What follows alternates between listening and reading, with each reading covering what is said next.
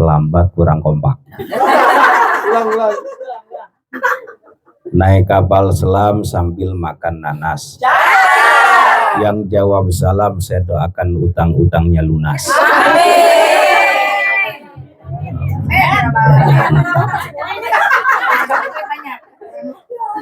Assalamualaikum warahmatullahi wabarakatuh. Waalaikumsalam warahmatullahi wabarakatuh. Yang belakang belum jawab salam ya.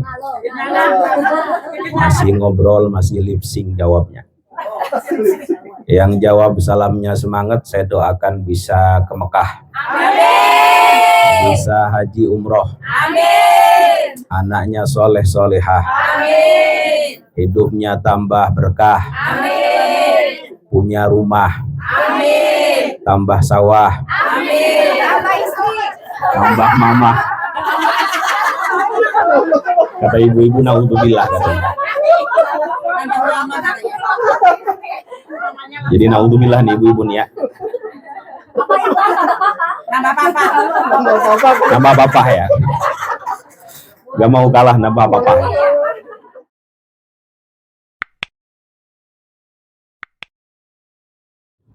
Nah Pak Ustadz juga ini pengasuh pesantren Tahfizul Quran Alif Lam Mim Ulu Jami Pesanggerahan Jakarta Selatan. Beliau aslinya dari Garut. Siapa di sini yang dari Garut? Oh iya. Sama-sama Sunda. Sama-sama Sunda. Mungkin untuk mempersingkat waktu akan dimulai dengan pembacaan ayat Al-Quran oleh Saudara Raska. Mungkin setelahnya langsung dilanjutkan oleh Pak Ustadz Ali untuk tausiahnya. Silakan Mas Ustadz. أعوذ بالله من الشيطان الرجيم بسم الله الرحمن الرحيم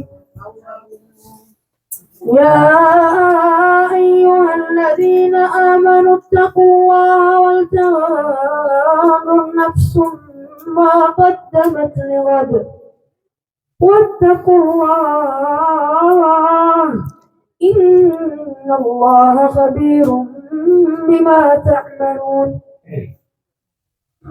ولا تكونوا كالذين نسوا الله فأنساهم أنفسهم أولئك هم الفاسقون لا يستوي أصحاب النار وأصحاب الجنة أصحاب الجنة هم الفائزون لو أنزلنا هذا القرآن على جبل لرأيته خاشعا متصدعا من خشية الله وتلك الأمثال نضربها للناس لعلهم يتفكرون هو الله الذي لا إله إلا هو عالم الغيب والشهادة هو الرحمن الرحيم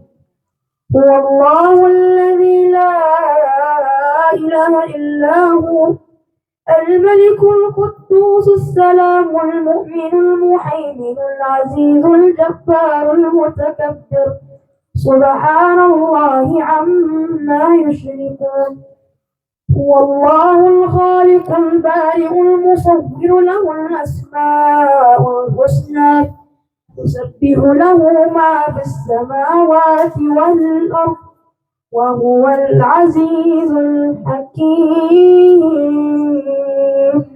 صدق الله العظيم. Naik kapal selam sambil makan nanas. Terlambat, kurang kompak. Ulang.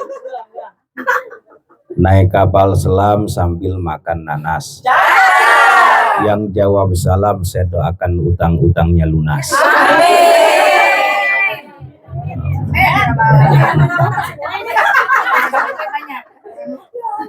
Assalamualaikum warahmatullahi wabarakatuh. Waalaikumsalam warahmatullahi wabarakatuh. Yang belakang belum jawab salam ya. Masih ngobrol, masih lip sync jawabnya.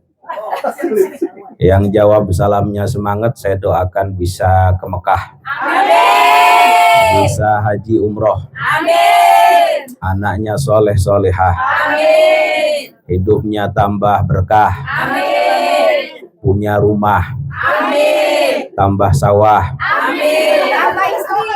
tambah mama.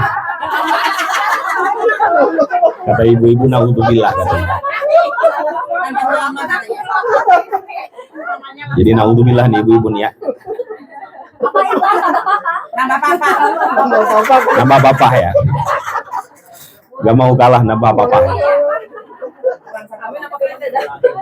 Assalamualaikum warahmatullahi wabarakatuh. Waalaikumsalam warahmatullahi wabarakatuh. Alhamdulillahi rabbil alamin wa bihi nasta'inu ala umurid dunya waddin.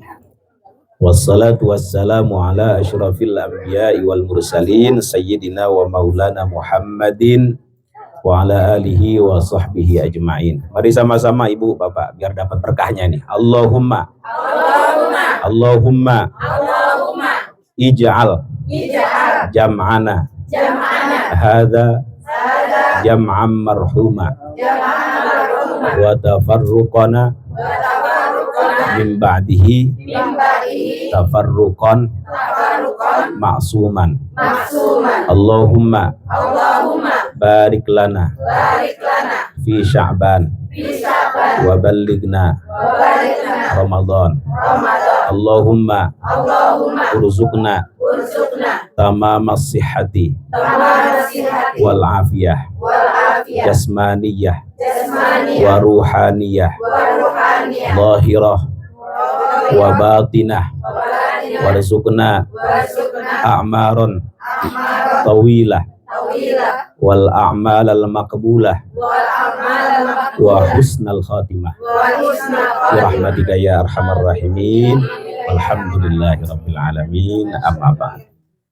Yang terhormat dan yang saya hormati para tokoh, para sesepuh, bini sepuh, terkhusus Sahibul Bait Ibu Dania serta keluarga, pembawa acara kita pada malam hari ini yang ganteng sendiri, Bapak Dwi,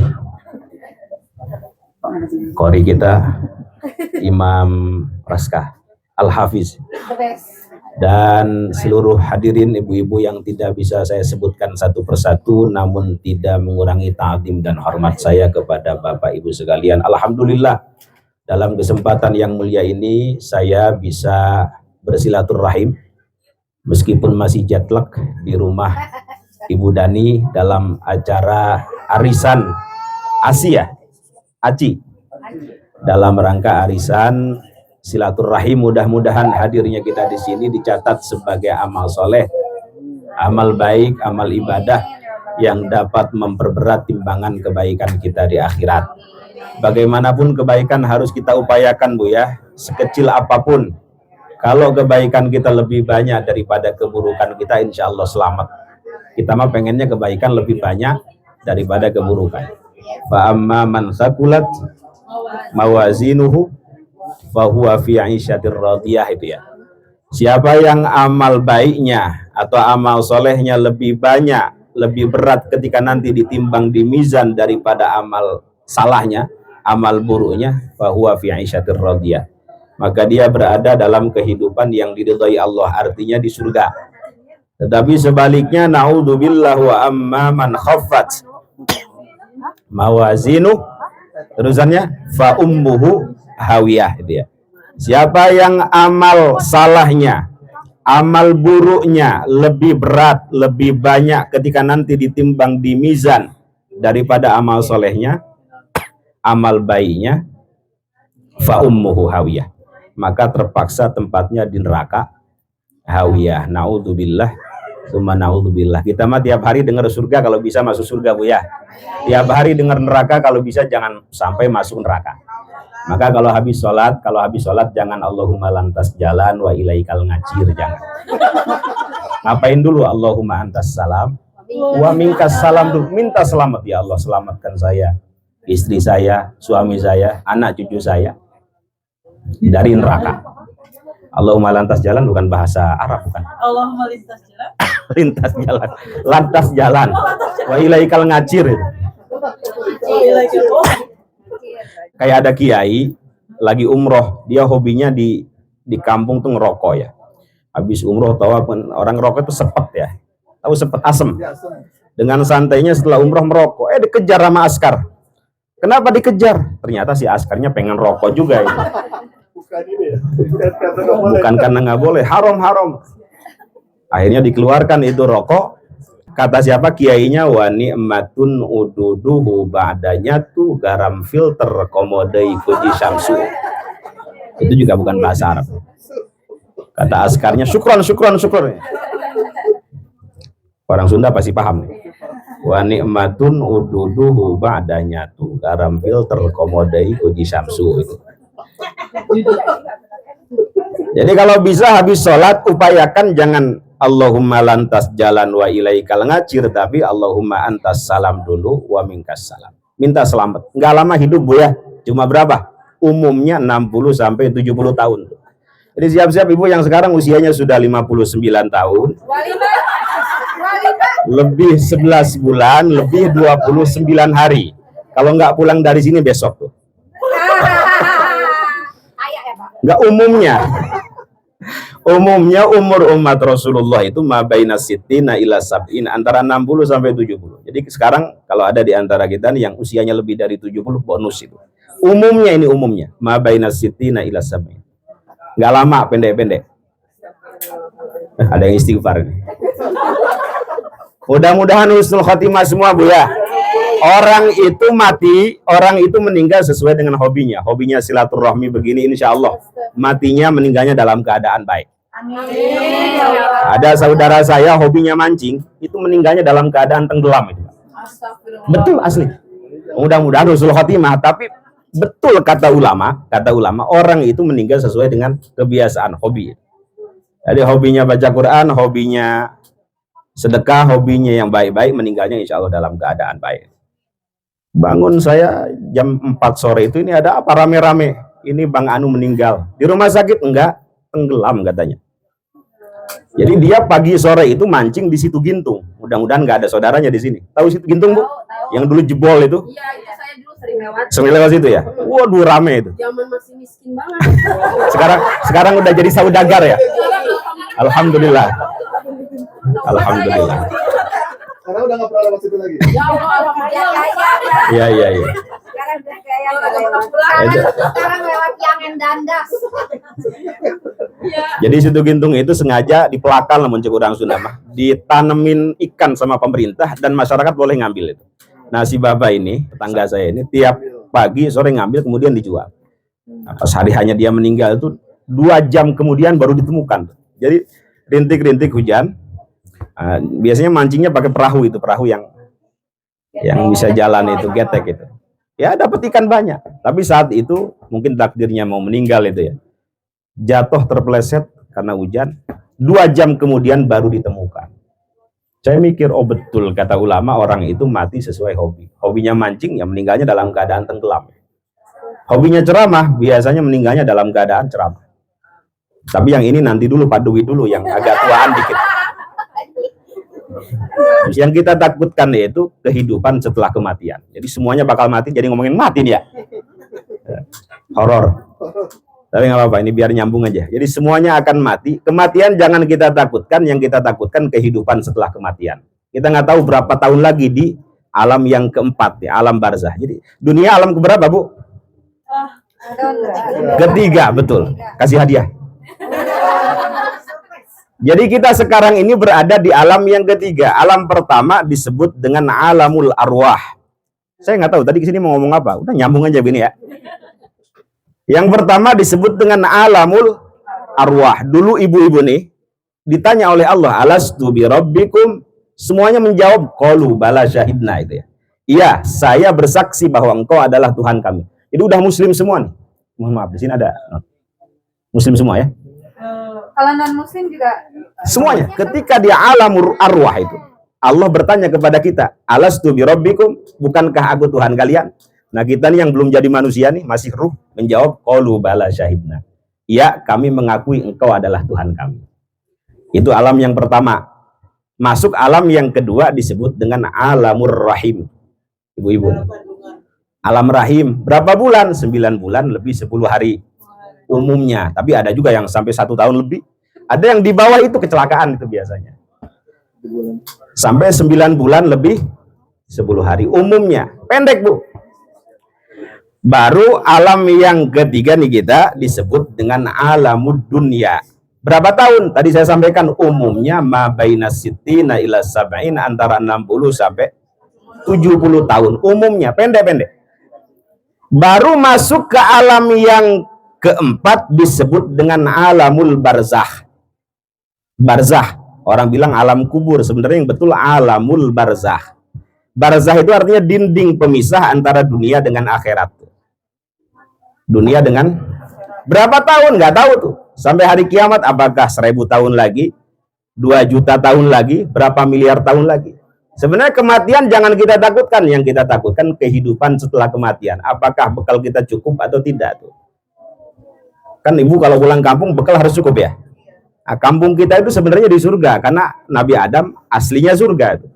Nah, untuk sampai ke sana apakah bekal kita cukup atau tidak, itu yang kita khawatirkan sebenarnya. Nanti saya sampaikan bekal apa yang harus kita perbanyak di dunia agar bisa sampai ke akhirat itu. Tapi ini saya sampaikan dulu tahap-tahapannya. Sampai mana tadi? Baru sampai alam barzah. Wah, alam barzah. Orang Sunda nih kayaknya nih ya. Bukan. Soalnya orang Sunda itu paling sulit menyebut huruf zai. Alam barzah. Coba dah ibu kalau ke Garut, orang jualan mizon itu nggak bisa mijon, bener kan? Akhir gede di Jakarta. Nah, terus kalau ke Tegal berubah jadi misonemas itu. Iya dah, orang Tegal sulit menyebut huruf zai. Mohon maaf, ini saya sampai jam berapa, Ibu? Pada ini sampai jam berapa? Jangan sampai kalah sama supir Kopaja ini. Kalau gitu, unlimited. Enggak, jangan sampai kalah sama supir Kopaja saya. Tahu supir Kopaja kan? Tahu supir Metro Mini? Pernah ke Jakarta? Konon katanya supir Kopaja sama supir Metro Mini ini masuk surganya duluan. Jadi kiai ulama belakangan. Karena mereka pinter membuat penumpang ingat Gusti Allah semua itu. Serempet sana innalillahi wa inna ilaihi raji'un. Penumpangnya hajar sana la haula wala quwata illa billah. Jadi penumpang tuh nyebut semua. Bawa mobilnya serampangan nih. Sementara Ustadz Kiai khutbah Jumat jamaah bukan ingat Gusti Allah. Bismika Allahumma ahya wa bismika amut semua. Kasihanilah para ustadz. Apalagi setan itu nggak suka kebaikan, Bu ya. Kan dalam hadis inna syaitona yajri min ibni adama majrad dam itu. Setan itu mengalir di aliran darah manusia, mengalir di pantat, baru duduk 2 menit berasa udah 2 jam. Nggak betah aja bawaannya. Mengalir darah ke tangan, di depan ada makanan comot am. Nggak fokus dengerin Ustadz di belakang. Mengalir darah ke mata, bismika Allahumma ahya. Jangan-jangan setan tuh. Mengalir darah ke mulut, baru baca Yasin 2 ayat udah batuk kita mah. Udah Yasin udah nguap. Wal Qur'an sadaqallahul azim. Selesai, jangan-jangan setan tuh. Mengalir darah ke tenggorokan, khotib khutbah kelamaan kan biasanya di belakang pura-pura batuk. Kode. Jangan-jangan setan nih. Jadi sampai jam berapa ini kira-kira dikasih waktu? Jangan lama-lama ya. Jangan batuk. Jadi kalau udah ada yang selesai nih ya. Karena Pak Ustadznya juga lagi jet lag kan. Jet lag ya. Ini ibu-ibu yang perhatian.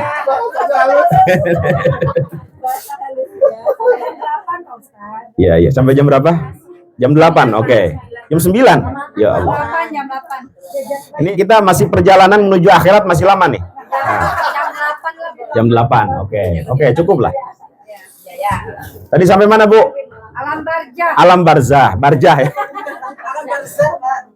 Ya, makanya kata guru saya, bagusnya bacaan Al-Quran seseorang itu ketika sudah tidak terlihat dia datangnya dari mana itu. Hah? Abwaba misalnya. Nah, kira-kira Ibu bisa menebak nggak orang baca Quran kalau begitu dari mana? Jawa. Nah, kalau nggak dari Tegal, dari Brebes ya.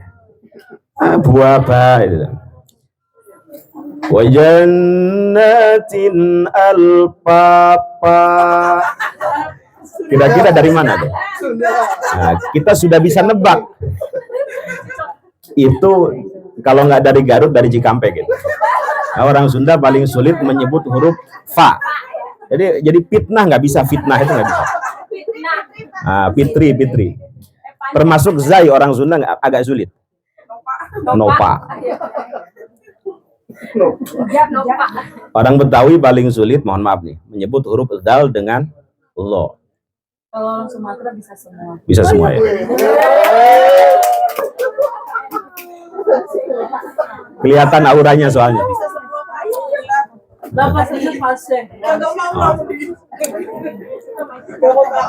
Sampai mana Bu? Pohodai ya? Orang Betawi bilang lo nggak bisa kan? Orang nama Betawi Rohman. Iya.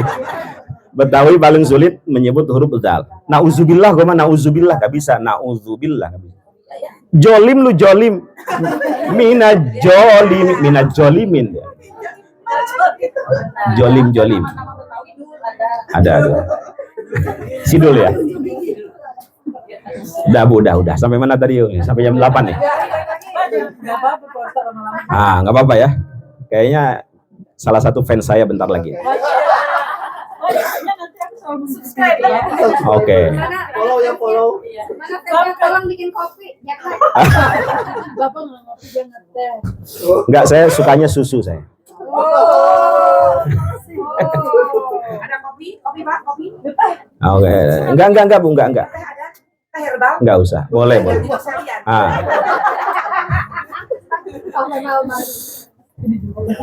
Oke Bu, sampai mana tadi Bu? Jangan bikin saya lupa gitu. Alam barzah. Oke. Alam yang keberapa itu Bu? Alam keempat. Simpel aja Bu ya. Baru masuk alam yang terakhir disebut dengan alamul akhirah itu Bu ya. Nanti kita ini dibangkitkan, mohon maaf, disebut dengan yaumul ba'ats. Dalam keadaan nggak pakai baju semua tuh. Dalam keadaan telanjang. Itu sampai Sayyidah Aisyah, istri Rasulullah Ummul Mukminin, penasaran, masih muda saat itu, masih kecil. Ya Rasul, apakah ketika nanti dibangkitkan kita ini dalam keadaan saling melihat satu sama lain? Orang Sunda bilangnya jelalatan. Kalau di sini apa? Mata keranjang ya. Apakah saling melihat antara satu dengan yang lain ketika pertama kali dibangkitkan? Rasul bilang boro-boro kita melihat antara satu dengan yang lain, melihat gentingnya padang mahsyar saja, udah nggak kepikiran yang begitu-begitu. Ini saking ngerinya hidup setelah kematian. Jangankan melihat yang begitu-begitu, tahu kan maksud saya kan?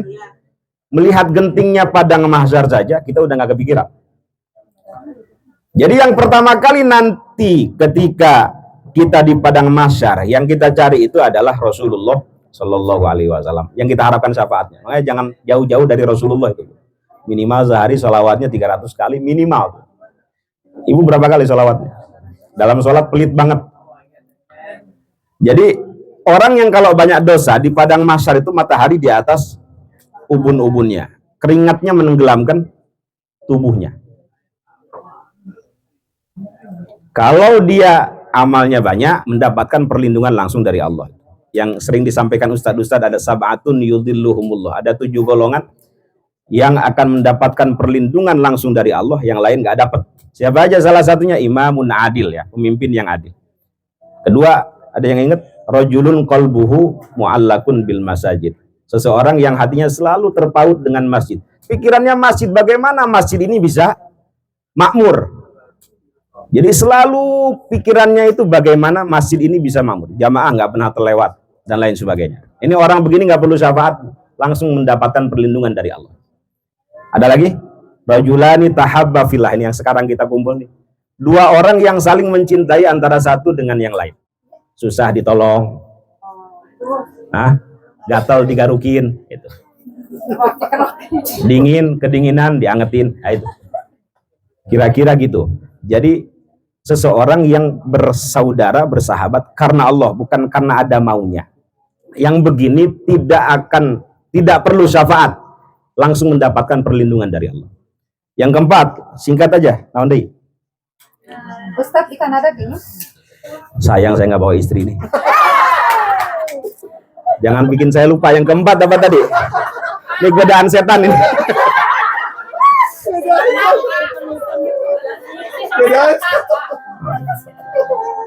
Yang keempat apa Bu? Aduh, tadi naon ya.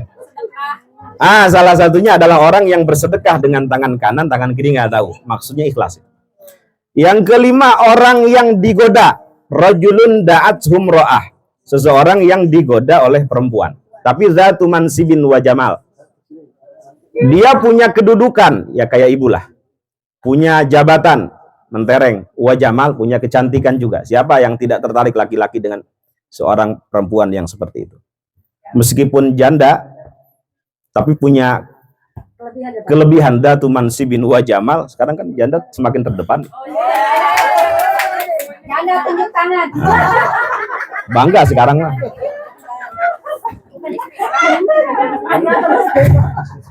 Sudah buka baju Bu, sudah buka baju. Pak Dwi itu sudah diajak masuk kamar, udah buka baju si ibunya ini. Mari Pak Dwi, saya pijitin. Kata Pak Dwi, saya ingin istri saya di kampung. Di sini. Terus Pak Dwi bilang, inni akhafullah. Saya takut kepada Allah. Lari itu Pak Dwi. Yang begini nggak perlu syafaat. Menghindari dari maksiat besar akan menjadikan orang bersangkutan mendapatkan perlindungan langsung dari Allah. Jadi menjauhi dosa besar itu salah satu faidahnya. Nanti nggak perlu syafaat. Dia mendapatkan payung langsung dari Allah. Yang kelima tuh, yang keenam. Apa Bu? Poho deui lah. Tolong diingetin. Orang soleh. Nggak ada. Tar dulu. Seseorang yang bangun malam hari zikir, tahajud, nggak ada yang lihat sama sekali. Kemudian karena takut akan azab Allah, siksa Allah, menetes dari kedua matanya air mata. Nah, air mata itu yang membuat dia mendapatkan keselamatan. Jadi kalau bisa ibu bangun tahajud tuh sampai nangis gitu. Tapi jangan sampai ketahuan siapapun, hatta istri kita, suami kita. Zaman sekarang kan nangis itu dibuat-buat. Nah, disorot TV One baru nangis. Disorot iNews TV baru nangis. Nah, itu tangisan buaya. Tangisan yang mendapatkan rahmat dari Allah, tangisan yang ketika kita bangun malam hari, kemudian kita takut akan dosa-dosa kita mendapatkan azab di kemudian hari, netes. Itu air mata yang menyelamatkan. Kalau bisa begitu Bu, ibadah itu. Bukan karena ada cabai gitu nangis ya. Kalau orangnya nangisan gimana Pak? Bagus Bu, kemarin saya berarti hatinya peka ya. Kemarin saya umroh. Terus jamaah itu saya ajak ke Raudhah. Ustaz, saya susah banget nangis di Raudhah itu. Gimana caranya? Kenapa nggak bisa nangis? Itu sudah diteliti oleh para ulama. Kenapa orang tuh nggak bisa nangis? Saking banyaknya dosa itu. Orang melakukan dosa satu kali, hatinya hitam itu di dalam hadisnya. 2 kali, tambah titik 2 hitam dalam hati. 3 kali melakukan dosa, 1000 kali Bu, itu kalau nggak tobat ya, itu hati menjadi hitam pekat. Kalau sudah hitam pekat, masjid 3 meter berasa 17 kilo. Jadi ama ibadah itu hitungan, infak 2.000 berasa 2 miliar. Hah? Ibadah, ya ibadah sedikit berasa banyak, ibadah buruk berasa baik. Ibadah sedikit berasa banyak. Baru baca Yasin 2 ayat udah nguap. Yasin. Wal Qur'anil Hakim. Shadaqallahul Adzim. Itu biasanya memang, jadi dengan ibadah itu nggak semangat. Itu tanda hatinya batu. Jadi wajar kalau masuk ke Raudhah itu nggak nangis sama sekali. Kita jangankan Raudhah, ngelihat Ka'bah saja Bu, ya Allah, seluruh kaum muslimin sholat menghadap sini, ini di depan kita, kok nggak nangis sama sekali gitu. Itu tanda bahwa ada sesuatu, ada masalah dalam hati kita. Ya, minimal perbanyak taubatlah, istighfar. Terus sampai mana tadi Bu? tujuannya naonnya poho deui. Nah, nanti cari Ibu. Itu sab'atun yudhilluhumullah fi dhillihi yauma la dhilla illa dhilluh. Ketika di padang mahsyar tidak ada yang kita harapkan pertolongannya saat genting itu kecuali syafaat. Syafaat itu pertolongan Bu ya, bantuan.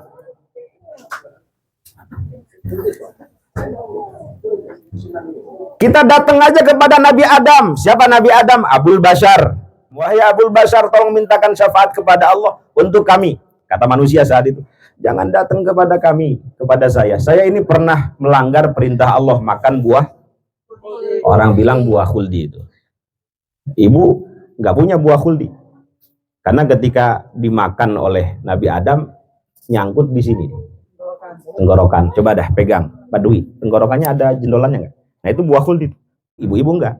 Terus ke bawah terbelah dua dah. Itu buah khuldi tuh. Cocokan nasi bapak tam.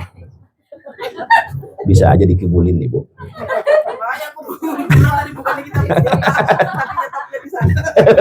Bukan kebelah dua ya? Makannya satu kebelah dua. Nyambung ibu-ibu Pak. Iya. Jangan datang ke saya pernah melanggar perintah Allah. Jangan makan buah larangan. Ternyata saya makan. Malu saya ngasih syafaat. Datang aja ke cucu saya tuh. Nabi Nuh mungkin lagi nongkrong saat itu. Semua manusia berbondong-bondong. Dari Nabi Adam sampai hari kiamat. Genting Bu. Nggak ada yang kita cari. Selain pertolongan. Panas mungkin kalau dingin banget kira-kira gitu. Kalau yang banyak dosa ya disiksa saat itu. Yang mereka cari adalah syafaat. Jangan datang ke saya, kata Nabi Nuh. Saya ini orangnya nggak sabaran. Dulu umat saya membangkang, kemudian saya minta agar diazab, turun banjir bandang itu, sampai anaknya yang kita kenal Kanan itu tenggelam. Nah, Nabi Nuh ini disebut dengan Abul Bashar Ats-Tsani, bapak manusia yang kedua. Saat itu manusia habis semua tuh, tinggal berapa puluh orang gitu. Jangan datang ke saya orangnya nggak sabaran. Ini bedanya Nabi Nuh dengan Nabi Muhammad. Nabi Muhammad tuh dilemparin batu, nggak balas, padahal malaikat sudah kebelet nafsu pengen balas gitu. Silahkan Nabi Muhammad minta sama Allah agar ditimpakan 2 gunung ini yang udah disiapkan. Tapi Nabi Muhammad nggak minta. Seandainya mau, itu warga Thaif Bu, udah pernah ke Thaif Bu ya, itu mungkin nggak ada sekarang. Kotanya pun nggak ada, karena itu tempat Nabi Muhammad ketika hijrah ke sana dilempari batu, kemudian salah satu giginya protol, putus. Itu sampai malaikat nafsu pengen balas, tapi Nabi Muhammad enggak. Sampai beliau berdoa, Allahumma hdi qaumi fa innahum la ya'lamun. Ya Allah, berikanlah kebaikan, hidayah, petunjuk kepada kaum saya, karena mereka nggak tahu apa yang saya bawa ini. Mudah-mudahan ada di antara keturunan orang-orang Thaif yang menyembah Allah, nggak menyekutukan Allah. Dan sampai sekarang ibu datang ke sana 100% muslim. Itu doanya Rasulullah Shallallahu Alaihi Wasallam. Allahumma salli, salawatan Bu, ala Sayyidina Muhammadin tibbil qulubi wa dawaiha wa afiyatil abdani wa shifaiha wa nuril absari wa diyaiha wa ala alihi wa sahbihi wa sallim. Nggak ada yang hafal ini. Kalau dangdutan gimana nih? Kalau dangdutan? Aduh, jangan. Datang aja ke cucu saya, kata Nabi Nuh. Datanglah kepada Nabi Ibrahim, disebut dengan Abul Anbiya. Nabi Ibrahim bapaknya para nabi Bu ya. Gelarnya Khalilur Rahman. Beliau punya 2 anak jadi nabi, Nabi Ishak yang pertama, kedua Nabi Ismail. Jangan datang ke saya ini pernah bohong 3 kali. Sebenarnya bukan bohong. Ini sampai sini bisa dipahami Bu? Jangan datang ke saya, wahai manusia, saya ini pernah berbohong kepada Allah 3 kali. Mau saya sampaikan nih Bu, bohongnya. Kalau ibu kan tiap hari bohongnya. Bapak apalagi tiap hari. Sekarang aja bohong nih Bapak nih. Coba aja lihat di pecinya ada duit apa enggak tuh. Ngumpetin dari istrinya. Saya pernah bohong 3 kali. Gara-gara itu beliau nggak berkenan memberikan syafaat. Pertama, singkat saja. Beliau pernah diajak oleh orang-orang kafir untuk menyembah berhala. Kata beliau, enggak, saya lagi sakit. Ini sakim, dalam Quran ada. Padahal lagi sehat. Bohong apa enggak? Ya terserah dah. Yang kedua, beliau punya paman namanya Azar. Kerjaannya bikin patekong. Non patekong teh? Berhala. Nah, semua berhala yang disembah oleh orang kafir itu dihancurkan oleh Nabi Ibrahim, disisakan yang paling besar. Begitu kan dalam Quran? Kata orang-orang ini pasti kerjaannya Ibrahim ini diontrog lah, muncul orang Sunda, kan diontrog teh. Didatengin. Kamu Ibrahim yang menghancurkan Tuhan-Tuhan kami. Enggak. Kamu enggak. Kamu enggak. Bohong apa enggak tuh? Tanya aja sama yang paling besar. Jadi kapak yang dibuat untuk menghancurkan berhala-berhala ini disimpan oleh Nabi Ibrahim di atas berhala yang paling besar. Padahal beliau yang menghancurkan. Bohong yang kedua. Yang ketiga, di Mesir itu ada raja namanya Raja Amalikoh. Hobinya dengan istri orang. Jadi ada pejabat itu yang nggak suka dengan perawat. Jadi kalau melihat istri orang bahenol saeutik, main ambil aja gitu. Nah, saat itu nggak ada yang paling cantik Miss Universe itu selain Sayyidah Saroh, istrinya Nabi Ibrahim. Nabi Ibrahim paham, ini raja jelalatan. Tahu jelalatan kan, Bu? Kayak orang Garut nih, orang Garut mohon maaf. Kalau Ramadan pakai kacamata baca Quran begini. Mata keranjang. Tapi kalau ngelihat anu bahenol saeutik 100 meter nggak pakai kacamata kelihatan. Itu namanya jelalatan. Hati-hati Bapak yang usianya udah 40 tahun masih hobi yang begitu-begitu itu lampu merah.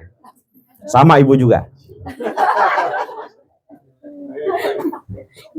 Kamu nanti kalau ditanya oleh Raja si Amalikoh, Raja Jelalatan ini, jangan bilang ini suamimu, aku pun nggak bakal bilang ini istriku.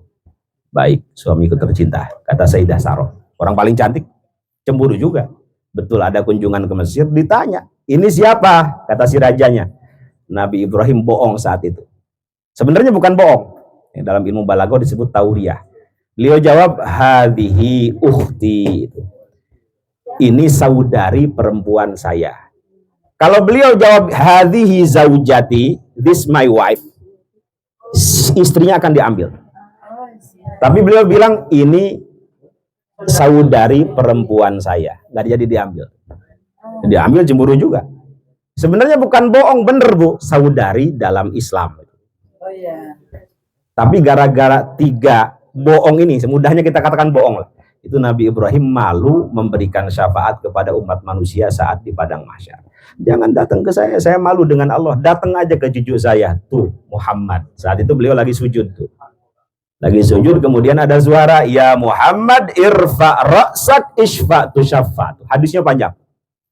Wahai Muhammad, angkat kepalamu, isfa, berikanlah syafaat kepada orang yang memang berhak mendapatkan syafaat, tusyaffa, maka dia akan mendapatkan syafaat.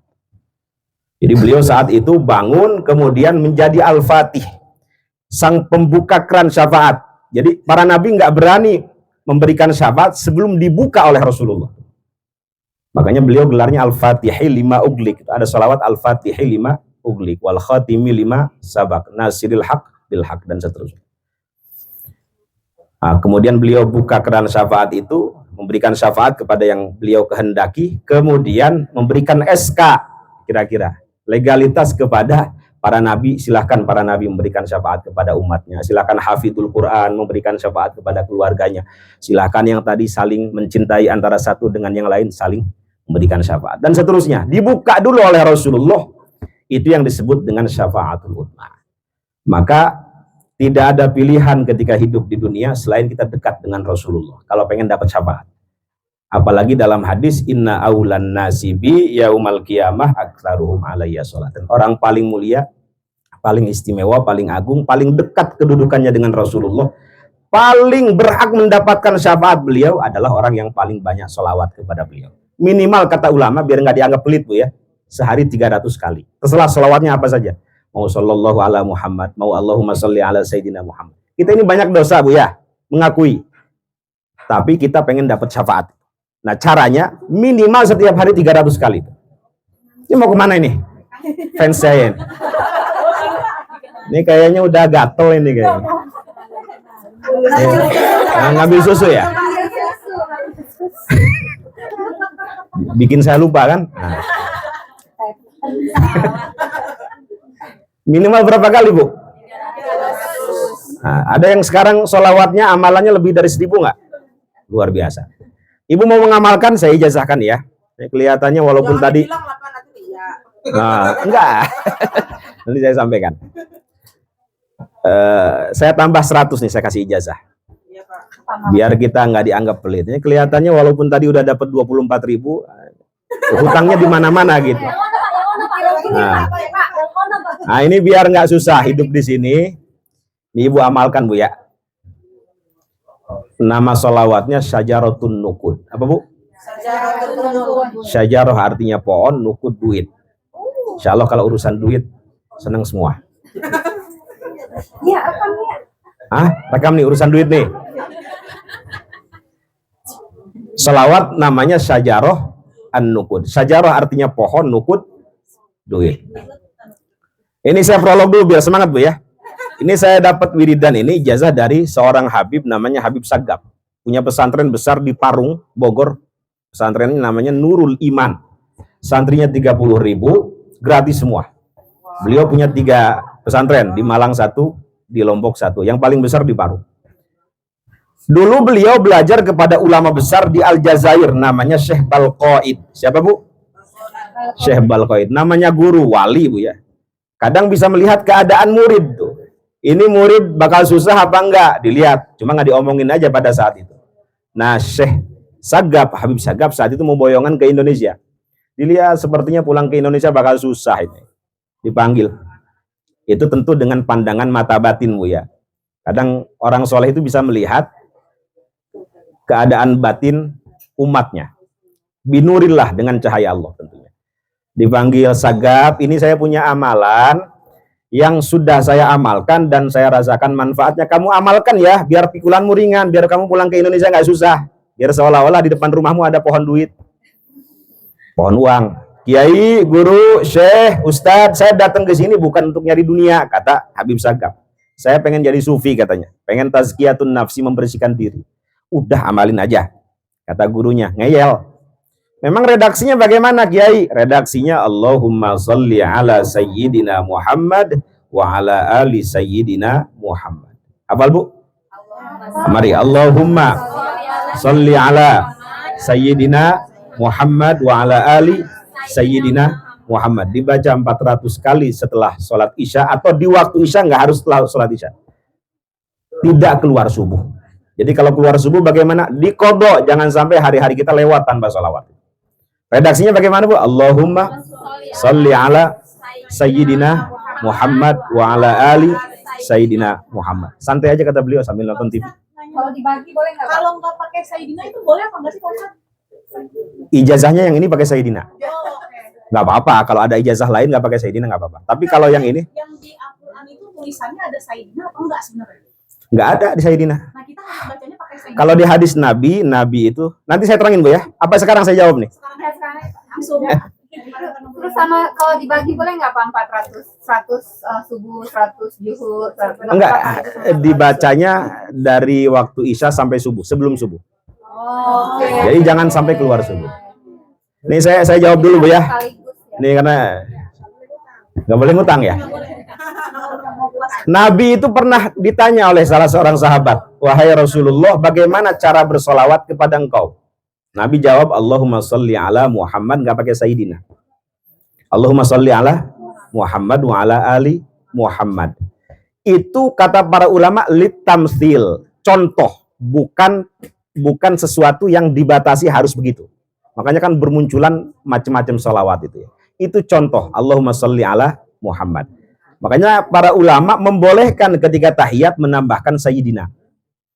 1, mengamalkan perintah Nabi untuk bersolawat. 2, mengamalkan etika. Jadi etika juga diajarkan oleh Rasulullah. Beliau pernah mengatakan, ana sayyidu waladi Adam. Saya ini pemimpinnya anak Adam. Jadi dua-duanya boleh diamalkan Bu. Ibu seraknya yang mana? Memang ada sebagian kelompok kita yang mengatakan nggak boleh. Itu karena menambahkan dan memahami masalah bid'ah itu berbeda dengan kebanyakan para ulama. Jadi bid'ah mereka itu sesuatu yang tidak pernah dicontohkan dan dilakukan oleh Nabi, itu keliru Bu definisi itu. Definisi yang benar adalah sesuatu yang tidak ada dalil syara'nya dalam Islam. Jadi kalau sesuatu yang tidak dicontohkan Nabi nggak pernah sholat tahiyat masjid, Nabi nggak pernah zakat pakai beras, apalagi pakai duit gitu. Nabi zakatnya pakai gandum, pakai kurma. Jadi ibu yang zakat pakai duit, pakai uang, bid'ah semua tuh. Kalau definisinya sesuatu yang tidak pernah dilakukan dan dicontohkan oleh Nabi. Nanti kita bahas masalah itu panjang banget itu ya. Ya, dan itu bisa ada perdebatan nanti. Saya nggak masalah kalau mau debat silakan. Hah? Ya, tadi sampai mana Bu Haji? Pohodai. Tidak keluar naon? Subuh. Ya Allah, kata Habib Sagaf, saya pulang ke Indonesia itu nggak punya apa-apa. Sampai istri saya hamil, mau lahiran, ngutang kemana-mana. Ingat ijazah ini saya amalkan. Istiqomah 7 tahun. Istiqomah itu bukan istri 3 dikontrakin rumah, bukan. Jadi ada komitmen untuk selalu berada dalam ketaatan, kebaikan. Ada komitmen berupaya menjauhi kemaksiatan. Itu istiqomah. Saya istiqomah mengamalkan 7 tahun. Itu wallahi kata beliau, sampai orang pelit sekalipun, orang pelit, sakunya bolong pengen ngasih saya itu. Udah kebanyakan udah. Bapak bisa lihat pondok saya, ada 30 santri gratis semua. Saya nggak tahu, datang sendiri katanya. Dan saya punya 50 lebih usaha, bisnis di dalam pondok itu. Itu mengamalkan 7 tahun. Misalnya ibu mengamalkan udah 4 tahun, kok nggak ada hasilnya, pengen alfa, pengen kawin lagi misalnya. Kok nggak ada hasil? Bukan tidak dikabulkan, mungkin diganti dengan yang lain. Anaknya jadi soleh solihah. Jadi nggak ada ruginya mengamalkan sholawat. Mungkin kalau dikasih alfat, ibu nongkrongnya nggak di masjid lagi, mungkin nongkrongnya di Senayan atau di mana. Tapi yang lebih dari itu bukan soal dunia Bu ya. Ini soal akhirat yang saya maksud. Jadi mengamalkan ini bukan semata-mata ingin mendapatkan hajat dunia, tapi kita ingin mendapatkan lebih dari itu. Kalau doa itu jangan ecek-ecek kan kata Nabi kan. Minta 7 turunan soleh-solehah gitu. Kalau minta itu. Minta konglomerat ya nggak apa-apa, tapi kan dunia itu Bu ya. Jadi minta yang besar, minta surga Firdaus, minta 7 turunan jadi ulama semua misalnya begitu. Kalau berdoa. Oke. Penggemar datang. Ini bikin saya lupa ini. Kalau minta rezeki yang banyak mah nggak apa-apa. Oh iya, ya. Ini mau duluan. Mangga. Siap.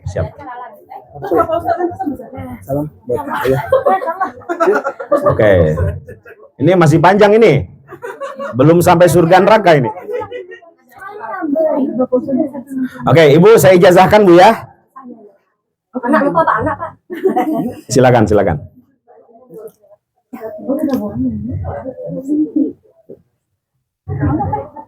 Silakan salam. Bye deh. Baru ya tadi di jalan. Kata Habib Sagaf, santai aja mengamalkannya sambil nonton TV pegang tasbih. Punya tasbih? Sambil ngasuh anak pegang tasbih. Dibaca 400, paling 5 menit Bu. Allahumma salli ala sayyidina Muhammad wa ala ali sayyidina Muhammad. Allahumma salli ala sayyidina Muhammad wa ala ali sayyidina Muhammad. Dan seterusnya. Itu kita baca tidak lain dan tidak bukan ingin dekat dengan Rasulullah Sallallahu Alaihi Wasallam. Saya pengen 1000 kali, oh lebih bagus. Tapi istiqomah setiap hari.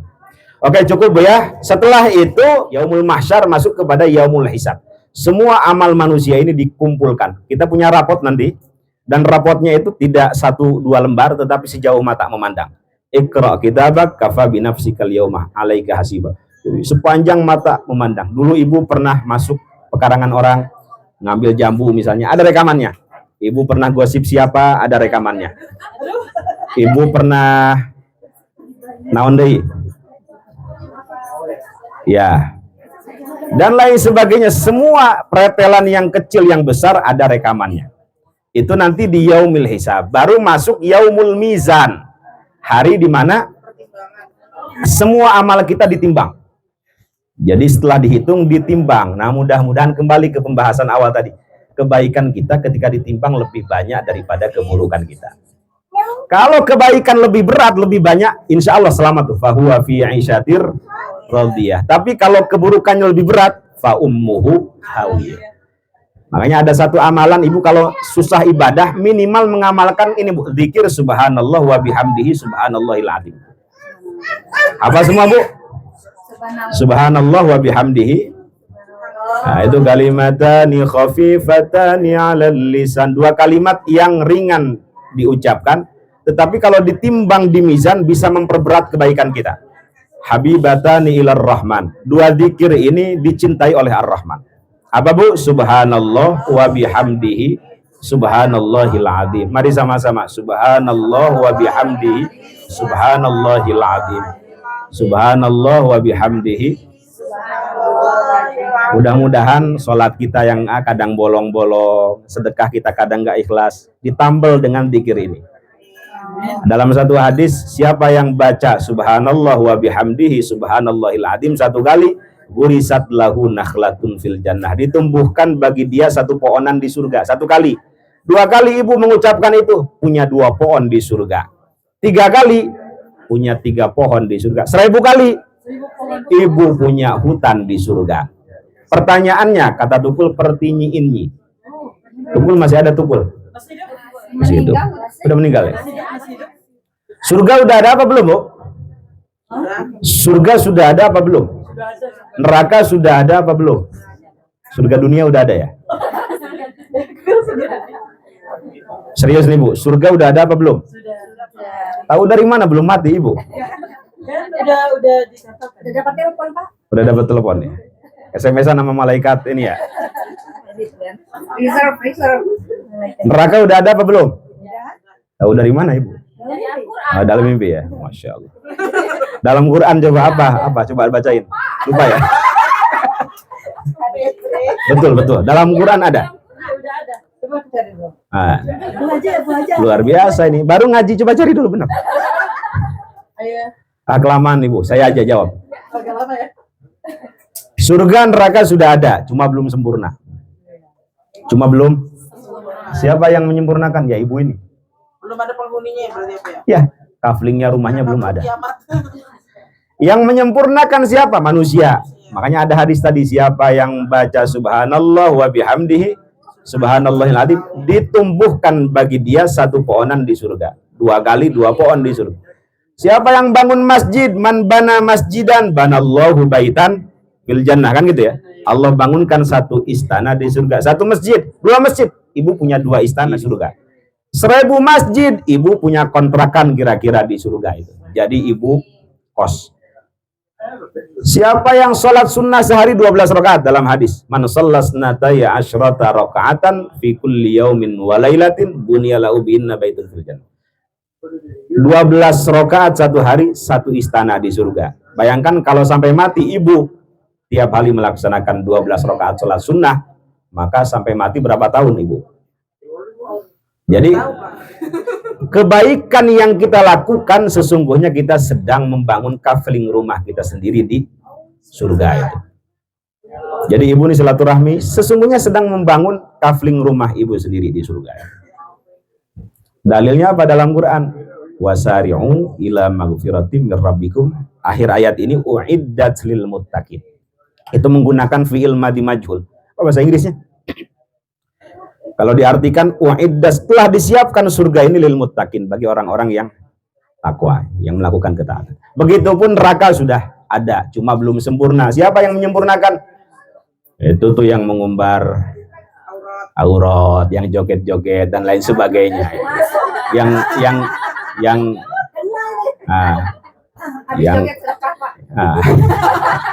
Itu ngeledek namanya itu. Ini yang sering bikin lupa kaum Adam. Ini nih. Yang korupsi dan lain sebagainya. Minum khamar dan lain sebagainya. Apa khamar teh? Oh, bir. Iya, sesungguhnya mereka sedang membangun kafling rumahnya sendiri di naudzubillah, tsumma naudzubillah. Jangan sampai masuk neraka, karena masuk neraka 1 detik gosong. Nah, terakhir. Sahabat itu pernah penasaran, nanya sama Rasulullah, ya Rasul, ngapain sih kita capek-capek beramal nih? Toh sudah ditentukan akhir hayat kita, apakah celaka atau selamat, apakah husnul khotimah atau suul khotimah. Ngapain sedekah banyak-banyak? Ngapain sholat jamaah 5 waktu? Ngapain sholat tahajud, capek-capek, banting tulang, peras keringat, cari nafkah misalnya. Itu sahabat nanya, toh akhir hayat sudah ditentukan. Begitupun keadaan kita di akhirat, apakah neraka atau surga? Ngapain beramal? Kata sahabat ini.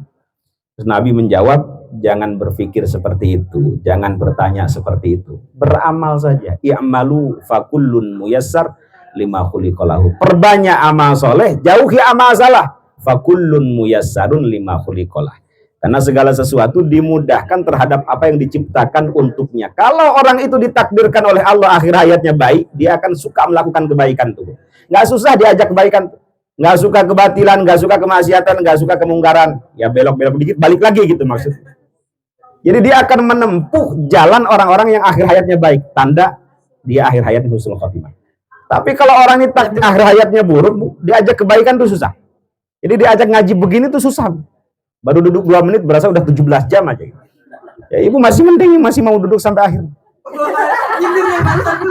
Iya, iya.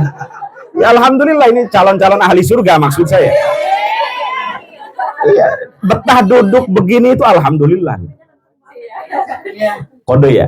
Enggak sih Pak, enak aja di Iya, iya. Kalau akhir hayatnya buruk, biasanya dia akan menempuh jalan orang-orang yang akhir hayatnya su'ul khotimah. Na'udzubillah. Jadi tugas kita sekarang Bu, memperbanyak amal soleh, berupaya menjauhi amal salah. Mudah-mudahan kebaikan kita sekali lagi lebih banyak daripada keburukan kita, dan kita berharap akhir hayat kita dalam keadaan baik, dalam keadaan selamat, dalam keadaan husnul khotimah. Anak-anak dimudahkan dalam belajar. Warga Aci ya ini ya, yang tergabung dalam Aci semakin solid, semakin gotong royong, saling menolong antara satu dengan yang lain, dan istiqomah melakukan ketaatan, husnul khotimah. Ala hadihi an-niyah wa likulli niyatin salihah wa ila hadratin nabiyil mustafa al-fatihah.